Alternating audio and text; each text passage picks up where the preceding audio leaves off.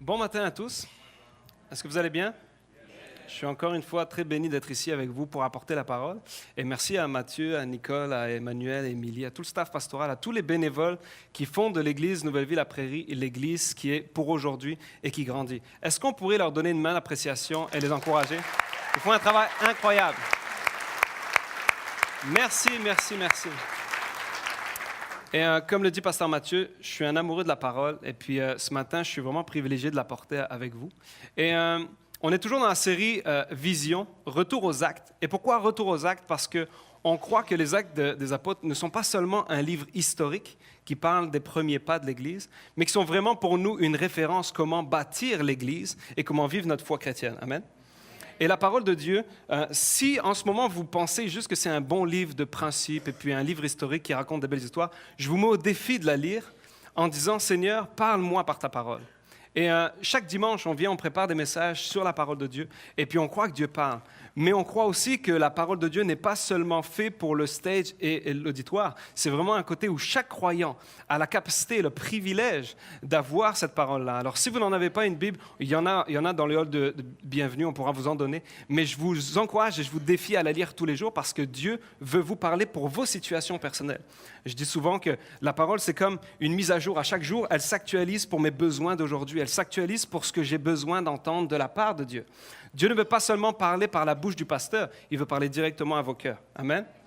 Alors ce matin, j'ai l'habitude de prêcher le soir, mais c'est vraiment le matin, ce matin.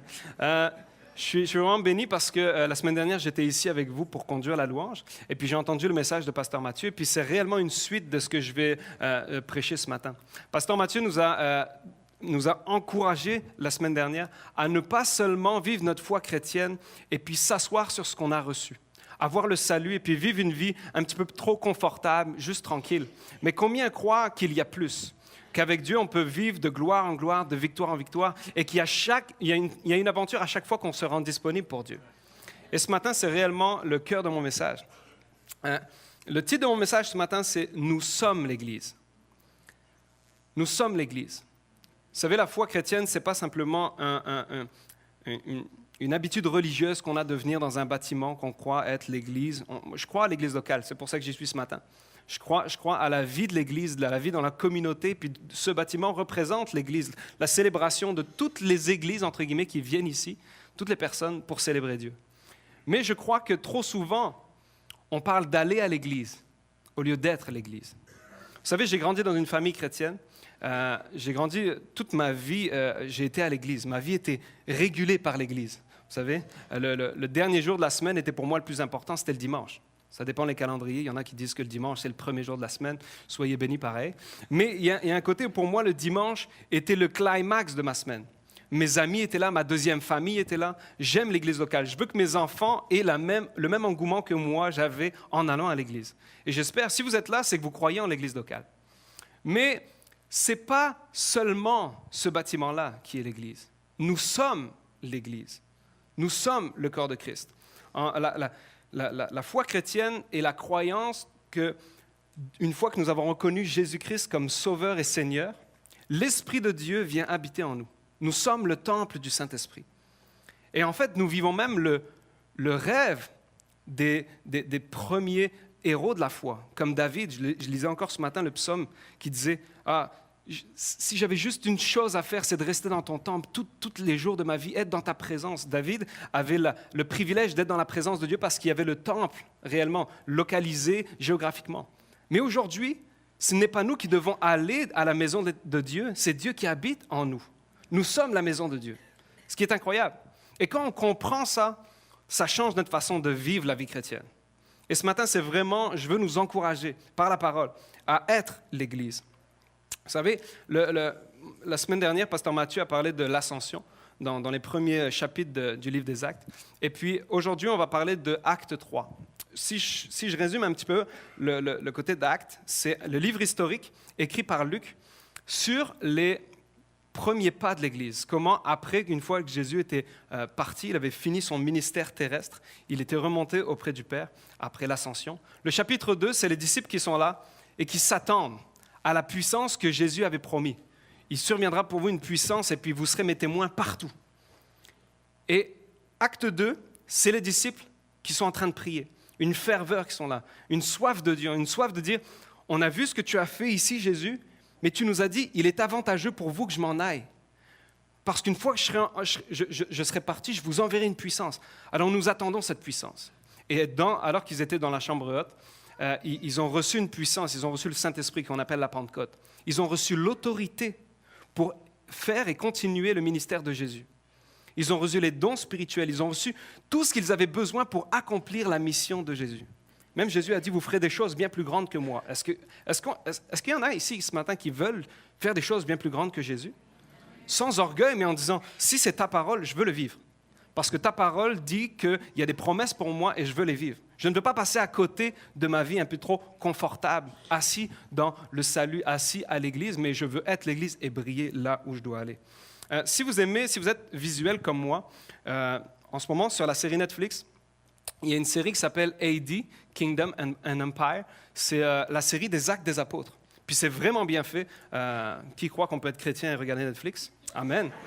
Alors, il y a vraiment un côté où moi, je suis très critique de la parole. Il ne faut pas que ce soit hyper romancé. Puis cet épisode-là, qui l'a déjà vu? Montrez-moi. OK, il y a quand même des fans. C'est une série en plusieurs saisons, avec beaucoup d'épisodes, puis qui retrace exactement la vie des apôtres. Puis elle est vraiment bien faite. Sérieusement, si vous avez Netflix, ou si vous avez un voisin qui vous a donné le code, vous pouvez la regarder pareil. Mais moi, ça me bénit. Et puis, on est ce matin dans le Acte 3, chapitre 1 à 10. Si vous n'avez pas de Bible, il y a le message qui va apparaître sur l'écran. On le lit ensemble. Un jour, Pierre et Jean montaient au temple pour la prière, à 3 heures de l'après-midi. On était juste en train d'y apporter un infirme. C'était un homme paralysé depuis sa naissance. On l'installait tous les jours à l'entrée de la cour du temple, près de la porte appelée la Belle Porte, pour qu'il puisse demander l'aumône à ceux qui se rendaient au sanctuaire. Quand il vit Pierre et Jean qui allaient pénétrer dans la cour du temple, il leur demanda l'aumône. Les 2 apôtres fixèrent les yeux sur lui. « Regarde-nous », lui dit Pierre. L'infirme les regarda attentivement. Il pensait qu'il allait recevoir d'eux quelque chose. Mais Pierre lui dit, « Je n'ai ni argent ni or, mais ce que j'ai, je te le donne. Au nom de Jésus-Christ de Nazareth, lève-toi et marche. » Et en même temps, il le prit par la main droite et le fit lever. Aussitôt, ses pieds et ses chevilles se raffermirent. D'un saut, il fut debout et se mit à marcher. Il entra avec eux dans la cour du temple. Il marchait, il sautait de joie et louait Dieu. Tout le monde le vit ainsi marcher et louer Dieu. On le reconnaissait. C'était bien lui qui était toujours assis à mendier près de la Belle Porte du temple. En voyant ce qui venait de lui arriver, les gens étaient remplis de stupeur et de crainte. Quant à lui, il ne quittait plus Pierre et Jean. Tout le peuple accourut et se rassembla autour d'eux dans la cour du temple, sous le portique de Salomon. Ils étaient stupéfaits. Amen. Le premier point que j'aimerais voir avec vous, sorti de ce texte, c'est que Dieu veut déranger notre routine. J'entends pas beaucoup de amen. Quand on parle de déranger, c'est un petit peu... Mais je pense que Dieu veut déranger notre routine. Pas que la routine, ce n'est pas bien. Au contraire. Je pense réellement que pour avoir une certaine vie organisée, une certaine croissance dans n'importe quel domaine de notre vie, il faut une certaine routine. Parlez avec un sportif de haut niveau, il vous dira que la routine, c'est clairement ce qui gère sa manière de manger, sa manière de se lever, de faire, de ne pas faire des choses. La routine est vraiment nécessaire pour nous. Et dans notre vie spirituelle, une certaine discipline prend une routine. Si on se laisse toujours, entre guillemets, j'ai pas le feeling aujourd'hui de lire ma Bible. Je pense que je ne vais pas aller me travailler aujourd'hui. Je pense que je ne le sens pas. Non. Si on vivait comme ça, on s'entend que notre vie serait pas mal bancale. Il nous faut une discipline, il nous faut une routine pour avancer et puis faire des choses de la bonne manière. Amen? Même nos enfants, quand on les éduque en ayant une certaine routine. Voici comment tu dois te mettre à table, voici à quelle heure on mange, voici. Puis les enfants ont besoin d'une routine pour avancer. Même à la blague, quand je vais chercher mon fils à la garderie après le travail, il est derrière moi dans son siège et puis on prend toujours la même route, mais des fois il y a du trafic. On est sur la rive sud de Montréal quand même. Alors, je regarde et puis je dis, il faudrait que je passe par cette route. Je ne l'ai jamais pris, mais mon GPS me dit où je vais. Dès que je prends une rue qu'on n'a jamais prise, j'entends une petite voix derrière qui n'est pas le Saint-Esprit. « Papa, tu vas où? » Il a 3 ans. Hein. Dans ma tête, je me dis, « T'as 3 ans? Comment tu sais où je vais ou pas? » Même moi, je ne sais pas où je vais, mais toi, il y a un côté où, dès que je le change de sa routine, ça le met un petit peu inconfortable. On est inconfortable quand on est dérangé dans notre routine. Quand votre réveil matin ne sonne pas, ou vous le faites trop sonner, et puis vous vous réveillez à 10 minutes à l'heure où normalement vous devriez être déjà dans le... Puis là, c'est comme, qu'est-ce qui se passe? On dirait qu'on vient de tout changer notre vie. Puis oui, notre routine est nécessaire. Par contre, quand notre routine nous freine dans notre marche spirituelle, cette routine-là devient de la religion. Et Jésus est venu briser la religion. Il est venu briser les dogmes qui oppressaient et asservissaient son peuple. Il est venu donner la liberté, et la liberté sur la religion. Quand on parle de l'Église, on parle réellement d'une relation avec Dieu, non pas une religion. La religion, c'est qu'est-ce que je peux faire pour impressionner Dieu, pour arriver à être avec Dieu, alors que Dieu dit, la foi chrétienne, c'est tout ce que moi j'ai fait pour te rejoindre. Même avec tous tes efforts, avec toute ta volonté, tu ne pourras jamais atteindre Dieu. Tu es pécheur. Et même si tu y arrives à faire des bonnes actions, et à un moment donné, il y a l'orgueil de dire « Regardez comment je suis bien parce que j'ai fait des bonnes actions ». L'homme est pécheur et il a besoin que Jésus vienne à lui et de l'accepter. Alors, il y a un côté où, quand notre routine est en train de nous empêcher d'avancer avec Dieu, ça devient de la religion. Et puis Dieu veut déranger parfois nos vies. Puis, la tendance charnelle, nos cœurs sont comme ça. C'est qu'une fois qu'on est confortable dans quelque chose, on aime rester confortable. On n'aime pas être tout le temps dérangé, tout le temps être en train de dire « OK, quelles sont les nouvelles aventures aujourd'hui que je dois vivre, puis me sortir de ma zone de confort ?» Non. Alors, l'homme devient naturellement religieux. Il aime les choses instruites. Mais je pense que Dieu veut, pour notre bien, changer nos habitudes. Puis Pierre et Jean, dans ce texte-là, avaient une habitude, une routine spirituelle. Ils allaient au temple. Les premiers chrétiens de l'époque, quand Jésus est venu en ce temps-là, les premiers chrétiens de l'époque étaient des Juifs, surtout à Jérusalem. Et les Juifs respectaient 3 temps de prière par jour. Là, on parle de la 3e heure, donc c'est-à-dire que c'était la 3e période de prière de la journée. Et comme tout bon Juif à l'époque, Pierre et Jean, ainsi que tous les disciples, se rendaient au temple pour louer Dieu. Leur manière d'adorer Dieu, comme un peu nous, on vient à l'église le dimanche, il y avait une coutume d'aller et de prier en communauté. Donc, ils respectaient ce temps-là. Mais Dieu vient et dérange leur routine. Parce que même s'ils avaient des habitudes spirituelles, ils s'arrêtent et prennent le temps avant d'aller adorer Dieu. Ils s'arrêtent et ils voient le besoin d'un paralytique qui leur demande l'aumône. Mais en ce temps-là, on ne s'arrêtait pas pour un infirme. On s'entend que cet infirme-là était en train de mendier parce que ça faisait... Puis le chapitre 4 nous dit que cet homme-là était paralysé depuis sa naissance et qu'il avait environ 40 ans. Ça veut dire que ça faisait 40 ans qu'il était à chaque fois en train de mendier. Et puis Pierre et Jean, alors qu'ils vont dans leur routine et de leur habitude spirituelle, vont s'arrêter parce qu'il y a un besoin. Ils vont dire « Regarde-nous ». Là aussi, c'était vraiment pas contextuel. « Regarde-nous ».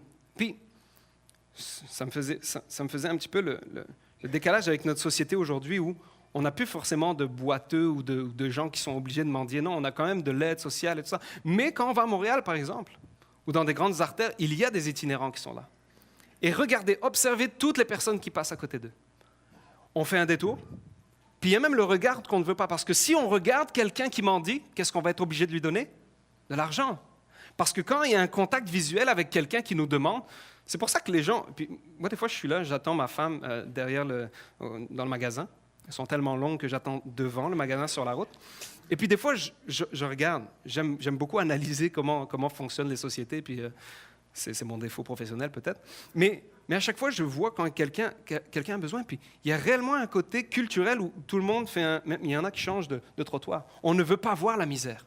On ne veut pas voir ce besoin parce que ça nous met mal à l'aise ou ça va nous rendre redevables. On va devoir lui donner quelque chose. Puis là, Pierre et Jean s'arrêtent. Regarde-nous. Waouh! Il y a un côté où je m'arrête pour ton besoin et en plus, je te regarde. Il y a vraiment un côté de compassion. Hein? Tu n'es pas n'importe qui, tu as de la valeur. Et si quelqu'un ici, ce matin, croit qu'il n'a aucune valeur et puis qu'il n'y a personne qui le regarde, même Dieu ne me regarde pas parce que je suis tellement, tellement infime. Dieu te regarde dans les yeux. Il s'arrête pour toi à ton besoin ce matin et puis il te dit « Regarde-moi, j'ai de l'amour à te donner. Est-ce que tu veux le recevoir ?» Puis Pierre et Jean viennent lui montrer de l'amour, de la compassion. Dans les grandes villes au Canada, il y a eu une campagne de sensibilisation parce qu'ils se rendaient compte qu'il y avait justement, avec les itinérants, la désensibilisation envers leurs besoins et leurs souffrances. Les gens changeaient de trottoir, ne les regardaient pas. Puis parlez avec un itinérant, puis il vous dira, la chose que je veux le plus, ce n'est pas de l'argent. C'est un contact humain. C'est vraiment... Parce que l'indifférence, c'est la pire des choses. Et là, ils ont fait une campagne avec des grosses entreprises de marketing pour mettre des affiches là où normalement il y avait des itinérants qui étaient assis, dans les grandes artères des grandes villes. Et puis il y en a une que j'ai pris en photo. Et voici ce que ça dit en français. Une image posée ici te fait arrêter. Un jeune itinérant assis t'aurait fait marcher plus vite. Et puis c'est choc parce que je lisais ça et je me disais, wow, c'est vrai. C'est vrai parce que ça nous surprend une image collée ici. Puis il y en avait même d'autres images qui étaient posées dans des endroits assez bizarres. Puis c'est marqué mauvais endroit pour poser une affiche. Encore plus mauvais endroit pour dormir ici. Et puis il y avait un côté où c'est choc. Ça nous frappe parce que ça vient chercher notre côté où c'est vrai. Sommes-nous trop indifférents aux besoins des gens? Et aux besoins des gens qui n'ont rien? Puis c'est fou parce que je lisais ça sur les réseaux sociaux, et puis il y a quelqu'un dans la section commentaires qui a mis ce commentaire-là négatif. Oui, mais la différence, c'est que cette image ne nous demande pas d'argent en fumant des cigarettes. Il y a un côté où ils me dérangent, ces gens-là. Ces gens-là ne sont pas comme moi, et puis ils me demandent trop de choses, et puis ça me met trop mal à l'aise en fonction de leurs besoins, et puis je n'ai pas envie de m'arrêter. Pierre et Jean s'arrêtent. Un paralytique devait sans doute être à terre quasiment. Ils ont dû quasiment se mettre à son niveau. Regarde-nous. Ils ont dû lui démontrer l'amour de Jésus. Puis Pierre va lui dire, au nom de Jésus de Nazareth. Nazareth, pour les Juifs, faisait du sens parce que peut-il venir de bon de Nazareth? Nazareth était le côté où ces gens-là sont rien. C'est du mépris.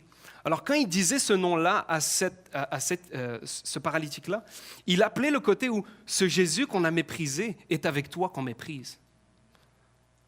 Est-ce que nous sommes prêts à aller annoncer le Jésus méprisé des hommes à ceux qui sont méprisés par les hommes aujourd'hui? Sommes-nous prêts à nous arrêter, à changer notre routine? Parce qu'est-ce que notre routine en ce moment, pas forcément spirituelle, mais est-ce que notre routine journalière, quotidienne, hebdomadaire, dans nos activités, même nos loisirs, est-ce que notre routine nous empêche de voir les besoins? Est-ce que notre routine nous empêche d'entendre les appels à l'aide? Est-ce que notre routine nous empêche de voir la souffrance des gens qui crient? Ça faisait 40 ans qu'il était là. Combien de personnes étaient passées à côté de lui en étant indifférents? Et Pierre et Jean vont s'asseoir. Et ils vont regarder, ils vont lui donner une parole d'espoir. En fait, ils vont faire exactement ce que Jésus leur avait dit. Jésus, à un moment donné, parle et puis il donne une parabole. En Luc 14, 13, on a le verset qui est là. Puis Jésus dit, mais lorsque tu donnes un festin, invite les pauvres, invite les estropiés, les boiteux, les aveugles. Invite ceux que personne ne veut inviter parce que pour moi, ils ont une place à ma table. Nous sommes le corps de Christ. Est-ce qu'il y a de la place à votre table?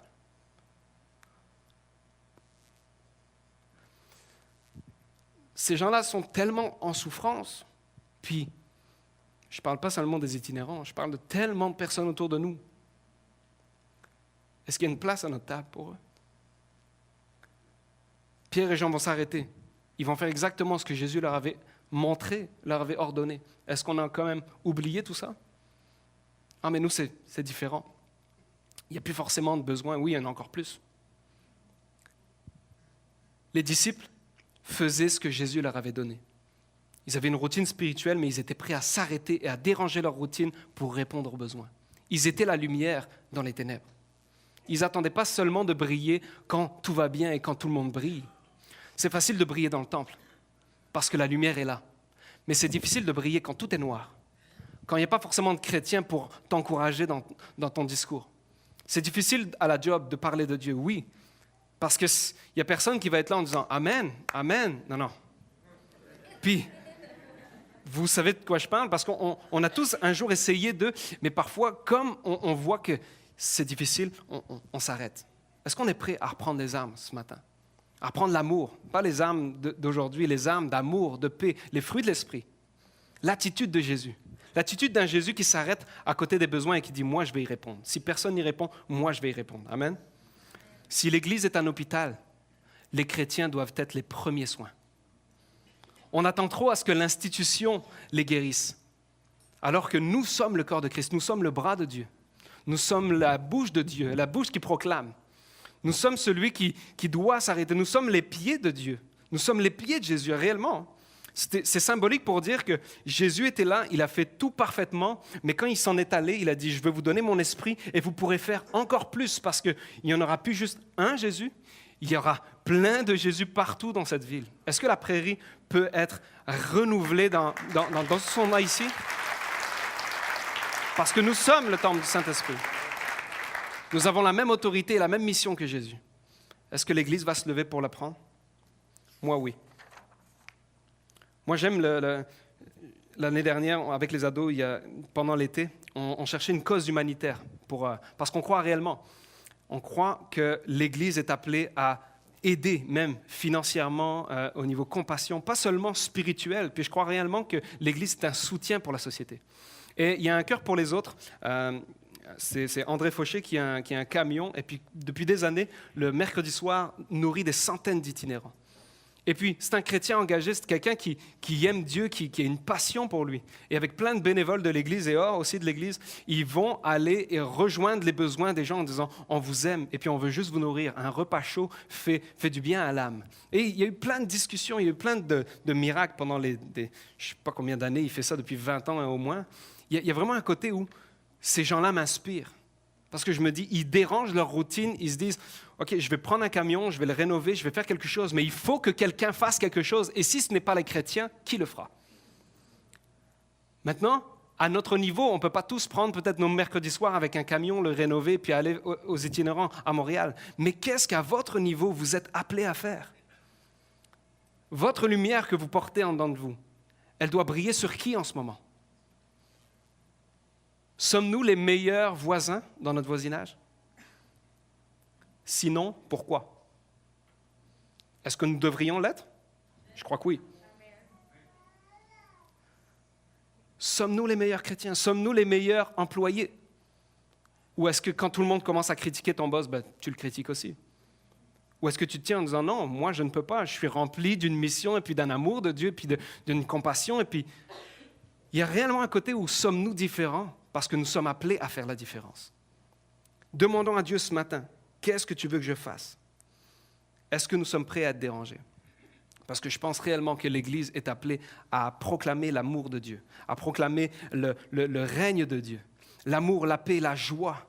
La joie, les gens sont à la recherche de la joie. Ils courent partout, ils vont dans tous les événements, ils essayent de se donner un sentiment de bonheur, mais la joie perpétuelle qui reste, peu importe les circonstances, c'est difficile à trouver, je vous le dis. Et l'Église est le lieu où elle réside. Est-ce que nous sommes assez généreux pour en parler aux autres?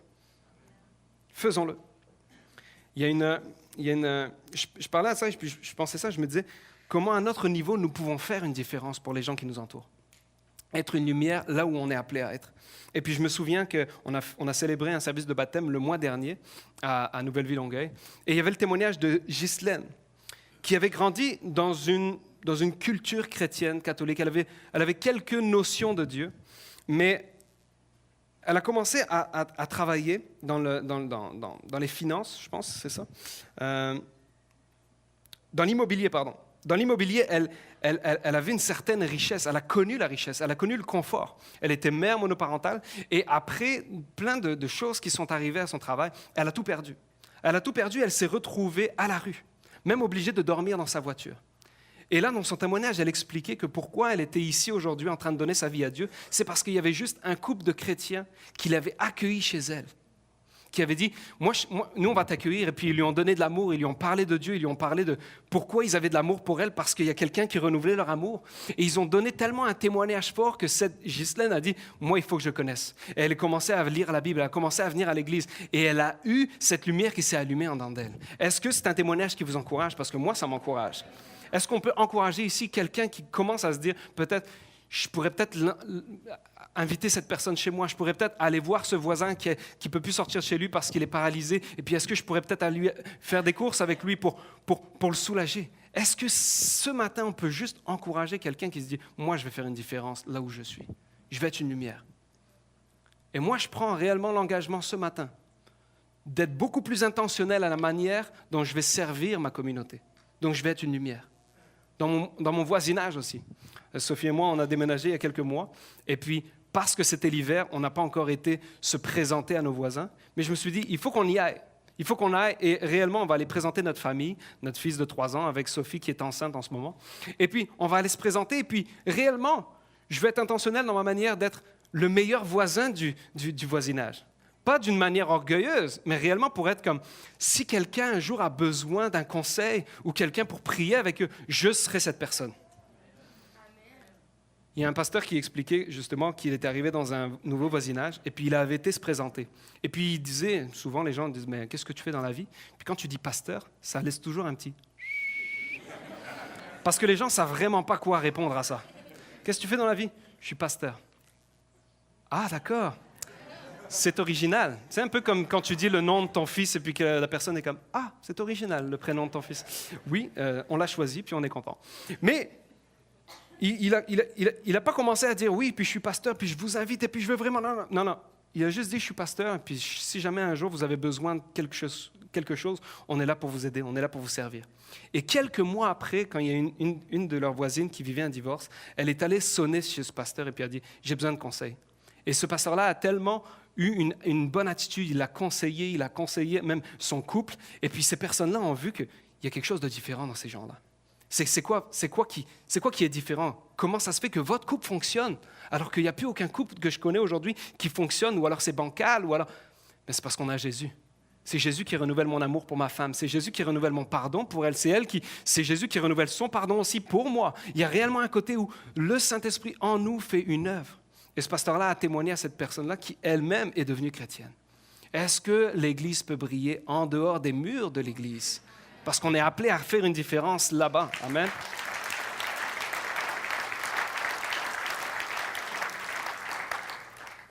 Dieu nous appelle à parfois être dérangés dans notre routine pour déranger la routine de ceux qui ne le connaissent pas. L'infirme avait une routine. Depuis 40 ans, les gens venaient le porter, l'amener à l'intersection. En fait, quand on appelle la belle porte, c'est que c'était une place stratégique. Le temple était à Jérusalem, et puis il y avait le parvis des Juifs et le parvis des non-Juifs. C'est-à-dire que les gens pouvaient louer Dieu de manière à être dans leur secteur. Il y avait vraiment une institution religieuse qui était là. Et un non-Juif n'avait pas le droit d'aller dans le parvis des Juifs. Puis là, moi, je regardais ce texte et puis je me disais, pourquoi il venait là, à cette intersection-là? C'est parce que les commentateurs bibliques disent que beaucoup de monde allait au temple pour impressionner Dieu. Alors quand ils allaient, puis les Juifs qui rentraient pour impressionner Dieu au temple, ils y allaient, ils voyaient un mendiant, ils étaient beaucoup plus enclins à donner parce qu'ils disaient « Dieu va le voir. Je suis dans le parking de l'église, Dieu va sans doute le voir. » Tu sais, il y a comme une bénédiction sur... Et il y a réellement un côté où lui avait compris l'intersection la meilleure pour dire « je vais recevoir ça ». Il y avait une routine depuis 40 ans. Ce qui m'amène à mon deuxième point, c'est que Dieu veut nous donner bien plus qu'on ne le pense. Pierre et Jean ont dérangé leur routine pour déranger la routine de ce paralytique-là, parce que lui ne pensait en rien que sa routine allait changer jusqu'à la fin de sa vie. La meilleure chose qu'il pouvait imaginer ce jour-là, c'est de recevoir un petit peu plus d'argent qu'hier. Vrai ou pas? Il n'y avait aucun espoir pour lui. Si tu naissais malade à cette époque-là, il n'y avait pas les soins que nous avons aujourd'hui, il n'y avait pas le système d'assurance, santé, puis tout ça. Non, il y avait juste des hommes qui pouvaient venir le poser là et puis dire « on vient te rechercher ce soir ». C'était la vie qu'il vivait. Alors tout ce que lui pensait avoir besoin pour passer une belle journée, c'était plus d'argent. Combien aujourd'hui de gens autour de nous, sans être paralysés dans leur corps, pensent réellement, ultimement, que s'ils ont plus d'argent aujourd'hui qu'hier, je serai plus heureux. Et ils sont là dans leur routine à chercher juste le confort matériel, alors qu'il y a réellement une question spirituelle qui est bien plus haute et qui va leur donner la vie pour l'éternité, le salut, une joie complète, leur péché passé mis sur la croix, et puis une paix, une joie qui les remplit. La culpabilité, on ne s'en rend pas compte, mais la paix que nous avons en tant qu'enfants de Dieu, le monde paierait des milliards pour l'avoir. Mais c'est gratuit. Il faut juste que quelqu'un aille leur dire. Le paralytique s'attendait à rien d'autre que de l'argent. Il ne pouvait pas travailler, il était obligé de mendier. Puis c'est ce que Pierre et Jean vont le voir en s'arrêtant. Ils vont se dire, je n'ai ni or ni argent. Puis là, le paralytique a dit dans sa tête, laisse faire alors, c'est bon, merci. Je n'ai pas besoin de bons discours, je n'ai pas besoin de quelque chose, ça va, merci. Si tu n'as pas d'or et d'argent, ben, tu ne peux rien me donner. Mais ce que j'ai, je te le donne. Au nom de Jésus-Christ de Nazareth. La plus grande fortune n'était pas de l'argent, ni de l'or, ni de l'argent. C'était l'évangile de Jésus-Christ. La personne de Jésus-Christ peut être un trésor pour toi incroyable. Le besoin spirituel. Pierre et Jean avaient compris que le besoin de cet homme n'était pas forcément financier, même s'il l'était. Et puis, Pierre et Jean auraient pu dire, regarde, on va revenir demain avec de l'argent parce qu'on vend tout, puis on met tout en commun, et puis il n'y a personne qui a de besoin chez nous, on va revenir, on va te donner de l'argent. Est-ce que ce mendiant-là avait besoin d'argent? Bien sûr, parce qu'on a besoin d'être confortable dans notre vie. Et c'est pour ça que les actes des apôtres ne nous enseignent pas de ne pas être généreux. Au contraire, ils vendaient tout et puis ils se donnaient à tous, pour qu'il n'y ait aucun pauvre. Mais il disait son besoin premier n'est pas monétaire, il est spirituel. Et on le voit après, hein. Parce que son besoin premier spirituel avait été rencontré, cet homme-là, toute sa vie a commencé à fonctionner. Et maintenant qu'il pouvait marcher, il pouvait travailler. Et donc subvenir à ses besoins monétaires. Vous comprenez? Parfois, on voit que les gens, ils nous disent, voici mon problème en ce moment, c'est émotionnel. J'ai vécu tellement de trahisons, tellement de divorces, tellement de choses que si je trouve une bonne personne dans ma vie, je serai heureuse. Mais le besoin n'est pas dans cette situation-là, il est spirituel. Et quand le cœur sera changé, la situation sera changée. Amen. Il y a un système en arrière de ça qui laisse les gens dans le mensonge de tes besoins sont naturels, sont charnels. Pas que c'est mauvais, parce qu'on a tous besoin d'argent ici. Réellement. Quelqu'un dira, j'en ai plus besoin que toi. Peut-être. Mais on a tous besoin d'un confort dans ce... Et puis Dieu ne veut pas qu'on vive comme des gens qui n'avons rien. Non, au contraire, il veut que nous vivions une vie en abondance aussi sur cette terre. Avec une modestie, avec quelque chose où si Dieu me bénit, donne un bon job où je peux avoir des bonus, gloire à Dieu. Je ne vais pas cracher sur cet argent. Amen. Mais ma vie première ne sera pas une recherche de l'argent. Elle sera une recherche du royaume de Dieu. Et toutes les choses nous sont données en plus. Quand Jésus vient, il change tous les aspects de la vie. Puis tant de gens pensent que leurs besoins sont monétaires, charnels, émotionnels, alors que leurs besoins sont spirituels. Puis quand je voyais les informations cette semaine de la petite Rosalie, de 2 ans,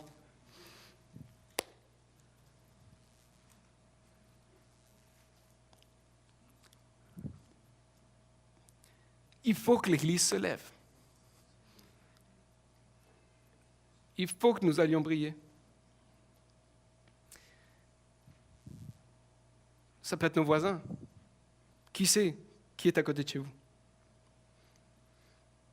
Il peut y avoir des drames, des choses qui se passent, des gens, même, je regardais dans l'actualité, avec les ados, il y a un DJ reconnu mondialement à 28 ans, il est décédé, puis il y avait beaucoup d'antécédents, il avait des problèmes d'alcool, puis il avait la richesse, il avait tout, puis en fait, il était peut-être vide à l'intérieur. On ne sait pas encore de quoi il est décédé, mais je me dis, il y a une tristesse, il y a un désespoir du monde qui est autour de nous.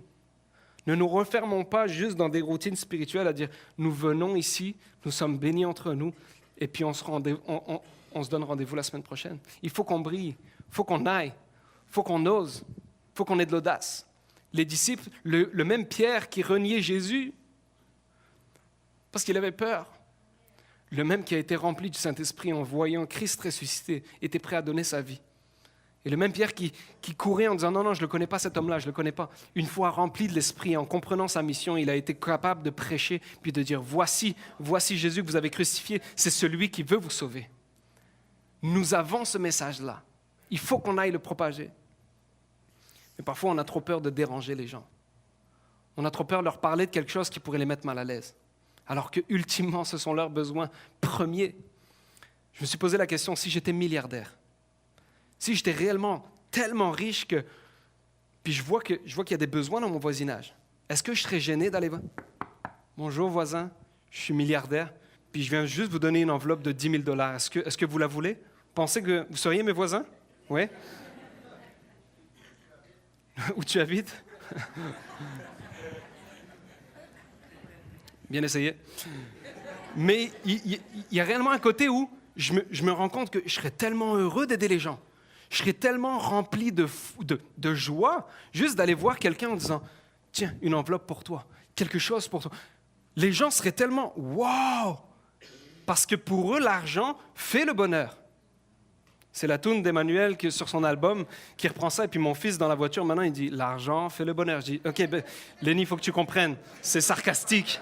OK? C'est Jésus le bonheur. Là, il veut dénoncer un système. Il faudra que tu lui expliques, Emmanuel. Il faudra que tu fasses une chanson « Jésus est le bonheur » juste pour lui. OK? Mais il y a un côté où on serait audacieux, n'est-ce pas? Vous arriveriez lundi matin avec des enveloppes. « Gérard, j'ai une enveloppe pour toi. Vous en auriez pas honte, vrai ou pas? » Nous sommes bien plus que milliardaires. Paul, dans Éphésiens, dit « Vous êtes riches de richesses spirituelles dans les lieux célestes en Jésus-Christ. » Nous avons ce que le monde recherche, alors qu'il ne sait même pas ce qu'il recherche. Il faut que l'Église dise « Je n'ai pas d'enveloppe monétaire, je n'ai ni or ni argent, mais ce que j'ai, Jésus-Christ. La réponse à tous tes problèmes, je te le donne. » Est-ce qu'il y a une Église qui veut se lever pour le dire ce matin?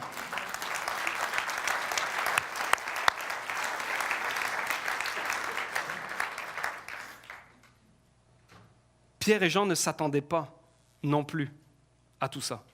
Je pense réellement, hein? Dieu veut nous donner bien plus qu'on ne le pense, autant pour ceux qui ne connaissent pas Dieu, mais autant pour nous qui connaissons Dieu. Pierre ne s'attendait pas qu'en donnant à ce paralytique-là l'évangile de Christ, la guérison pour son corps, sa situation complètement changée, il y allait y avoir une vague de foi. Si vous lisez chapitre 4, chapitre 5, chapitre 10, de cet événement, ça a fait une explosion spirituelle dans tout Jérusalem. Après cet épisode-là, on compte 5000 le nombre de croyants à Jérusalem. Ça fait que cet événement-là seulement a converti plus de 2000 personnes. 3000 à la Pentecôte, 2000 avec cet événement-là. Vous imaginez, la foi met quelque chose avec une personne depuis 40 ans qui est là dans la même... Mais cette personne-là, quand elle est guérie, elle va faire du bruit. Venez voir tout ce que cet homme m'a dit, la femme samaritaine dira. Alors que je me cachais de tout le monde, voici maintenant, je suis fier de vous montrer celui qui a exposé mon problème et qui l'a réglé. Il faut que nous soyons remplis de cette audace. Il faut que nous apportions, puis j'avais cette phrase-là dans ma tête, et puis elle est théologiquement véritable, je vais l'expliquer. Il faut que nous amenions Jésus hors de l'Église. Parce qu'en fait, ce bâtiment-là n'a pas plus l'Esprit de Dieu que mon cœur. Dieu ne réside pas plus dans ce bâtiment-là qu'il réside dans mon cœur. Imaginez combien nous sommes ici ce matin. Peut-être 300-400 personnes. 300-400 personnes qui ont l'Esprit de Dieu en eux, la mission de Christ, le même Esprit qui ressuscite à Christ vit en nous. La même puissance vit en nous. Sommes-nous prêts à changer nos voisinages? Sommes-nous prêts à briller là où les ténèbres sont en train de prendre position? Parce que si nous le faisons, on ne peut même pas imaginer qu'est-ce qui se passera. Et on reviendra ici le dimanche avec ceux avec qui nous sommes venus. Vous avez remarqué, hein? Le disciple était incapable de rentrer dans le temple. Pourquoi? Parce que sa paralysie, pour les Juifs à cette époque-là, c'était le péché. Si tu étais malade, c'est que tu étais pécheur. Ta maladie, en fait, était une maladie spirituelle. Et il était incapable. Par contre, le texte nous dit qu'une fois qu'il est guéri, il entrait avec eux dans le temple. Ça veut dire que, par naissance, il était juif, il avait le droit de rentrer, célébrer Dieu, mais parce qu'il était infirme, il n'avait pas le droit. Ça m'a frappé parce que je me suis dit, combien de gens sont aux portes de nos églises et qui ne peuvent pas rentrer? Pas qu'ils n'en ont pas le droit, parce que vous le savez, on a le droit, et puis Jésus est là avec eux en disant, on veut réellement que Dieu est là en train de leur dire, je veux que vous veniez appeler les estropiés, appelez, mais les gens sont incapables de rentrer parce qu'ils se disent, non, peut-être que j'ai été abusé par un système religieux, et je ne remettrai plus les pieds dans une institution religieuse. Peut-être que je suis tellement pécheur que je ne peux même pas rentrer là, je vais me sentir trop mal. Les gens s'empêchent par leur maladie spirituelle de dire, je ne peux pas rentrer là. Par contre, quand on amène Jésus à leur place, là où ils sont, ils y rentreront avec nous et célébreront Dieu. On veut voir cette Église grandir, on veut voir cette Église se multiplier, on veut voir l'Église Nouvelle Vie partout dans la rive sud de Montréal. Il va falloir que nous amenions les gens de l'extérieur vers l'intérieur. Pas seulement en disant, viens avec moi. Pierre et Jean n'ont pas dit, paralytique, on va te porter, puis tu vas venir avec nous dans le temple et tu vas entendre parler Jésus. Non, il a dit, j'amène Jésus là où tu es, et ensuite, une fois que tu seras restauré, tu viendras avec moi et tu loueras Dieu avec moi à l'église. Imaginez si vos voisins venaient avec vous le dimanche. Mais pas en tant que, qu'est-ce qui se passe ici? En tant que, wow, c'est tout ça que tu m'avais parlé. Et c'est ça que j'ai expérimenté. C'est ce Dieu-là que j'ai prié une fois, puis qui a changé mon cœur. Imaginez. C'est ça que Dieu veut pour nous. C'est ça que Dieu veut pour l'Église Nouvelle Vie à la Prairie, pour que ça fasse une explosion de foi dans le cœur des gens qui nous entourent. Combien sont aux portes de nos églises? Puis réellement, l'Esprit de Dieu n'est pas plus présent dans ce bâtiment qu'il est dans mon cœur. Il faut qu'on le comprenne ce matin. Puis quelqu'un va peut-être me dire, Ben, j'ai pas cette audace-là. Parce que quand j'essaie de témoigner, si on me pose des questions que je n'ai pas la réponse, je ne sais pas. Parle des choses que tu sais déjà. Ton témoignage. La femme samaritaine ne connaissait rien à la théologie. Elle ne savait même pas qui était réellement. Elle avait juste compris qu'il y a un Messie qui doit venir, qui doit nous expliquer tout ça. Et puis, est-ce que c'est toi? Oui. Et là, elle est partie. Puis, elle est devenue une des plus grandes évangélistes du Nouveau Testament. Ce que tu vois comme pas assez, Dieu va le remplir. Ce que tu dis, mais je ne saurais pas comment répondre à mon patron si je lui parle de Dieu, puis qu'il me dit, mais OK, qu'est-ce que vous faites, vous? C'est quoi la différence entre les protestants, les catholiques? C'est quoi que vous ne faites différemment? Puis, je n'aurai pas toutes ces réponses-là. Tu aurais une réponse que si tu ouvres ta bouche, Dieu va remplir et va te donner les paroles. Pierre était celui qui reniait encore une fois, parce qu'il avait peur, il ne savait pas, il doutait dans sa foi. Il a été celui qui s'est tenu devant tout le monde en disant, voici Jésus-Christ crucifié, que vous avez crucifié, c'est celui qui vient vous sauver. Il a eu une audace. Des fois, on limite Dieu. Fais un pas hors de la barque, tu vas vivre le miracle. Si tu restes dans la barque, tu ne vivras pas le miracle. Si tu ne vas pas parler à ton voisin qui vit en ce moment une séparation dans sa famille et puis qui est vraiment déchiré, qui le fera? Mais si tu le fais, tu ne peux même pas imaginer ce que Dieu va faire avec toi. Par l'amour que nous allons avoir les uns pour les autres. Réellement. Alors que les musiciens vont venir, je veux vraiment qu'on se pose la question ce matin, et puis je me la suis posée. Pourquoi je boue en prêchant ce message? C'est parce qu'il parle à mon cœur en premier. Je ne suis pas un enseignant, réellement, je suis un enfant de Dieu qui a exactement le même besoin de vous, d'être renouvelé par l'Esprit et puis d'aller avec la foi.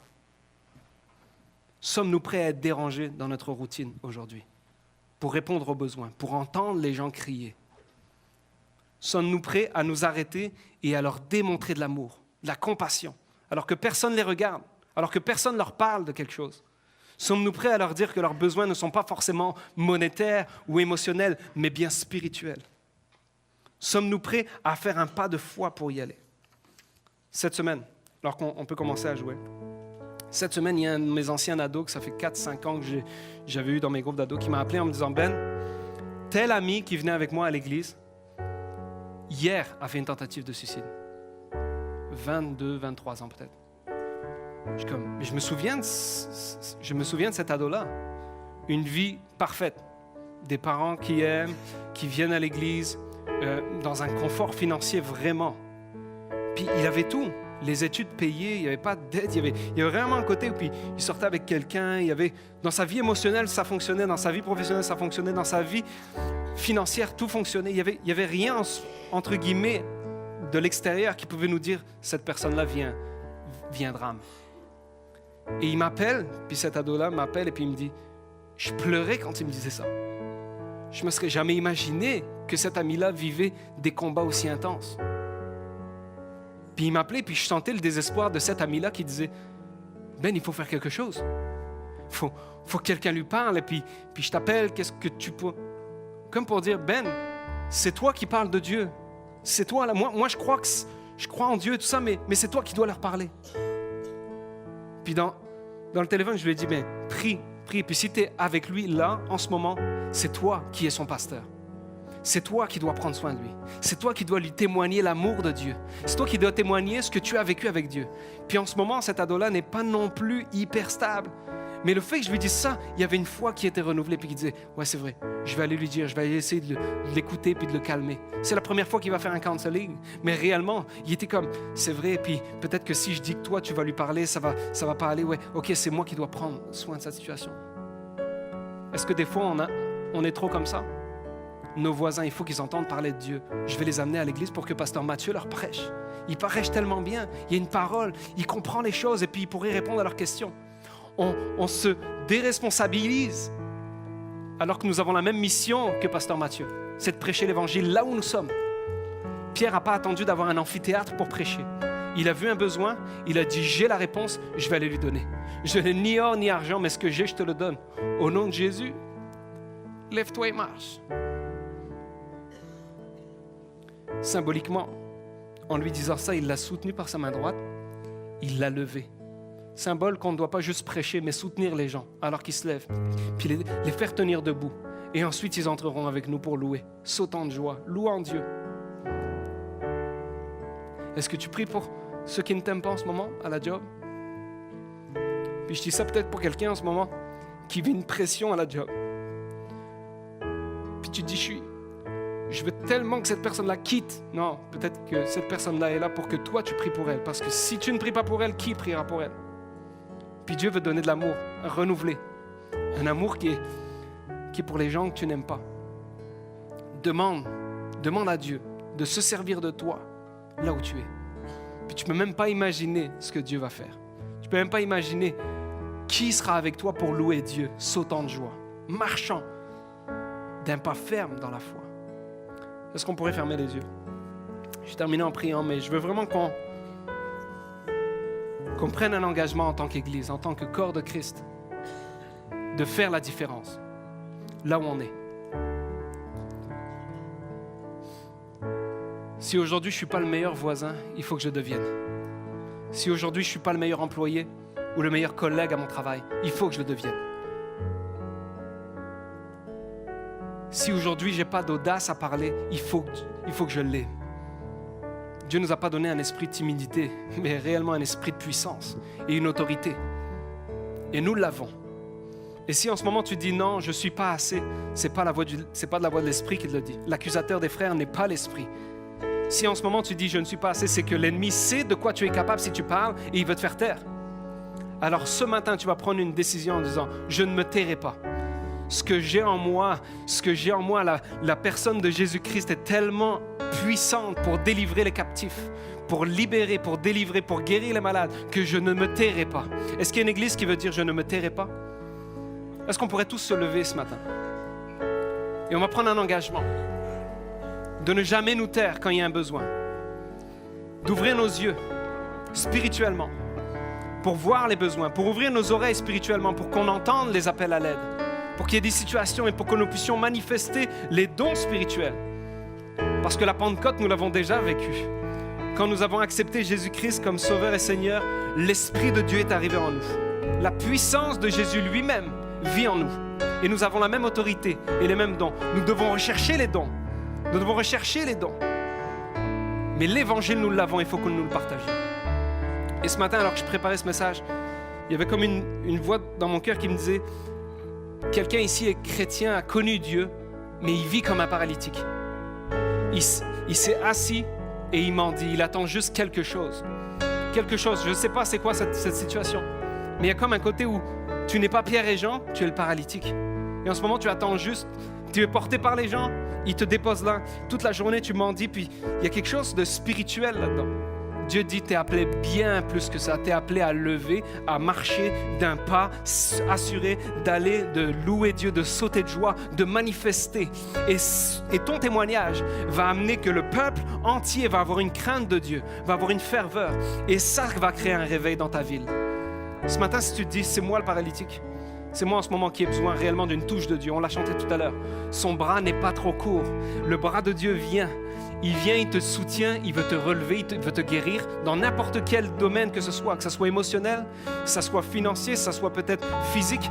Dieu veut te donner une guérison, mais spirituellement, Dieu veut te restaurer.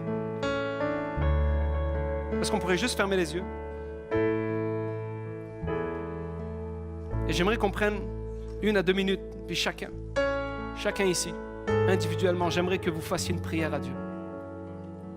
Seigneur, je suis disposé et je suis disponible. Je veux que tu te serves de moi et je suis prêt à ce que tu te serves de moi. Et je veux que vous laissiez Dieu vous parler en disant, voici telle situation, tel voisin, je veux que tu ailles lui parler, tel collègue, tel membre de ta famille avec qui tu es en chicane. Je veux que tu ailles lui parler du pardon de Dieu. Je veux que tu lui aies demandé pardon. Je veux que Dieu nous parle personnellement ce matin parce qu'il a quelque chose à dire. Nous sommes son temple. Seigneur, parle. Ouvrons nos cœurs, fermons nos yeux et juste ouvrons nos cœurs à Dieu. Laissez la voix de l'Esprit de Dieu parler à votre cœur.